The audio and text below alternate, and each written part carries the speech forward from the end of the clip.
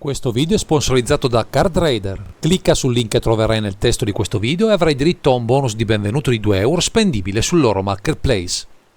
Eccoci qui, cari naviganti, per proporvi un primer dedicato all'Outbreaker, proseguendo nella nostra disamina di un formato che ha raggiunto il riconoscimento della casa madre, premiando l'impegno dell'associazione no profit Magic Kids che lo ha ideato. Nel nostro percorso tra le combinazioni colori, trasliamo da quelli Orzhov a quelli Esper, aggiungendo il blu all'equazione, anche se il viandante scelto per l'occasione non sembra proprio incarnare le peculiarità di questo trittico, che non ha un grande appeal con le terre. Con la Signature Spell invece ci addentriamo in un grande classico di questi colori, strizzando l'occhio alle preferenze di molti deck builder che amano avere nella zona di comando un tutore flessibile, che si incastri al meglio con le tech del mazzo. Questa volta vi parleremo di Dakkon, Shadow Slayer e Enlightened Tutor.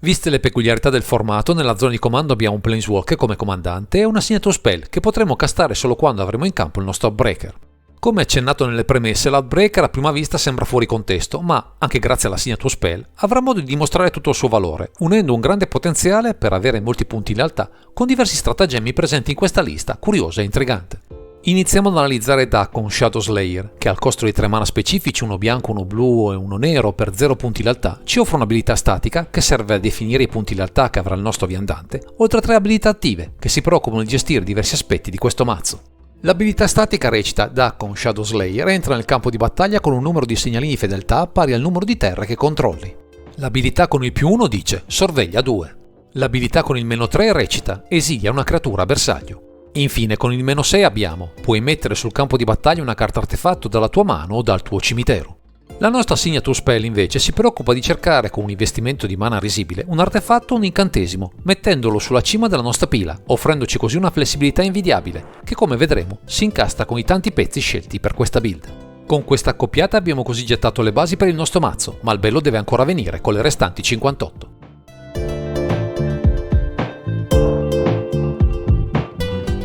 A dispetto di quello che sembra proporre Dakkon Shadow Slayer con le sue abilità, è in realtà la Signature Spell, Enlightened Tutor, ad essere al centro dell'attenzione, visto che il piano di gioco principale fonda le sue radici sugli artefatti, che in gran numero popolano questa lista. Già a cominciare da alcune creature a costo 0 come Memnite, Ornithopter e Phyrexian Walker, si gettano le basi sull'idea di sfruttare al massimo questo tipo di permanenti molto versatile, che nei nostri colori hanno molto supporto e diverse strategie di contorno. Infatti, ecco arrivare alcuni equipaggiamenti di pregio, tra Colossus Hammer, Cranial Plating e Shadow Spear, che si preoccuperanno di rendere potenti le nostre combat, che in un formato a 20 punti vita è sempre bene tenere in seria considerazione, visto anche cosa offre il resto del mazzo. Infatti avremo a disposizione diversi elementi, tra Pure Steel Paladin, Sigarda's Aid e Staunchforce Mystic, per azzerare i costi di equipaggiamento, dandoci modo di trasformare anche un semplice abitante indifeso in una minaccia per il resto del party. Non mancheranno poi carte peculiari come Battleskull, Kanda Complete e Netherskit, armi viventi che possono risultare sempre minacciose, sia al loro ingresso sia in seguito, se il germe su cui si poggiano morirà prima del previsto.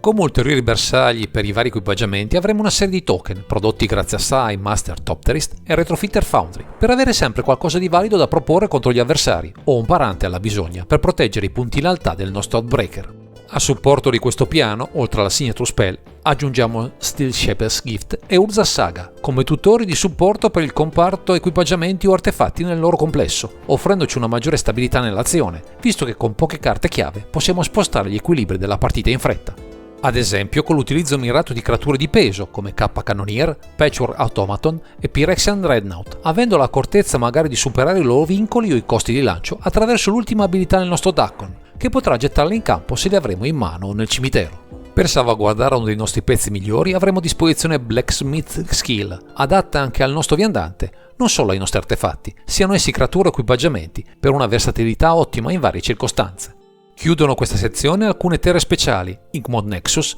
per introdurre i segnalini di veleno nelle nostre vittorie, e Caracas con Otawara Sorin City per rimbalzare pezzi problematici, lasciandoci il campo libero per attacchi sempre più potenti.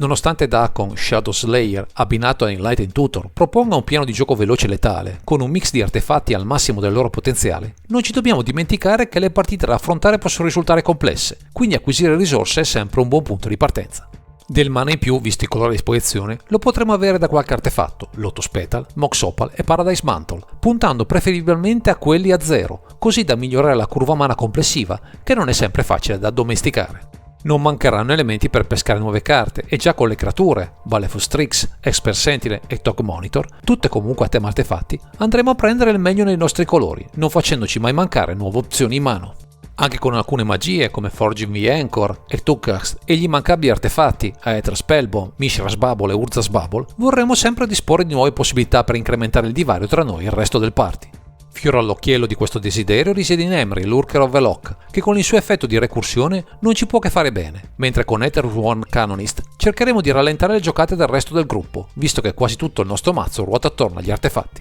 Come interazioni tra counter del calibro di Metallic Rebuke e Stifle e rimozioni mirate su War to Plusher e Wasteland non andremo a occupare troppi slot, ma spesso puntare a chiudere i giochi prima degli altri appare più efficace che preoccuparsi solo di singole minacce.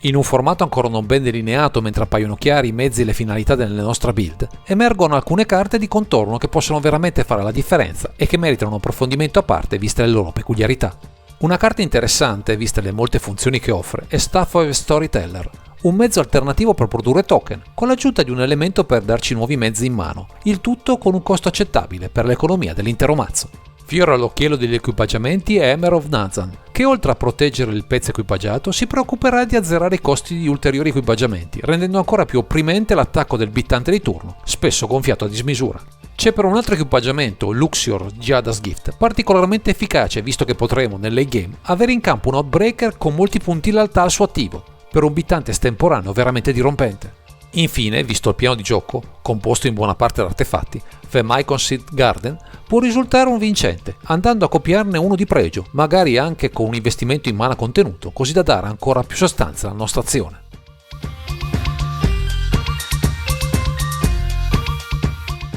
Visto il potenziale offerto da questo Outbreaker e dai suoi colori, ricchi di magie molto potenti, potremo senza grossi sforzi abbinare una signature spell differente nella nostra zona di comando, così da variare anche di molto l'assetto della lista. Andando a sfruttare al meglio la prima abilità del nostro Dagon, Entomb potrebbe risultare un'ottima opzione, se si volesse puntare su un piano di rianimazione di singoli pezzi o di massa, per stupire gli avversari con giocate ad effetto, difficilmente sostenibili anche per party competitivi. Se invece vogliamo approfittare degli ETB dei nostri pezzi, potremo, con Alchemist Retrieval, variare di molto l'assetto della nostra lista, per un piano di gioco meno vincolato agli artefatti, cercando di sfruttare l'ampio parco di permanenti che al loro ingresso ci possono offrire un vantaggio considerevole. Queste sono solo alcune delle scelte possibili, ma mai come in questo caso, con una diversa signature spell, si può cambiare l'assetto del nostro mazzo, anche in profondità, per un deck building sempre diverso e intrigante, anche solo con pochi accorgimenti mirati.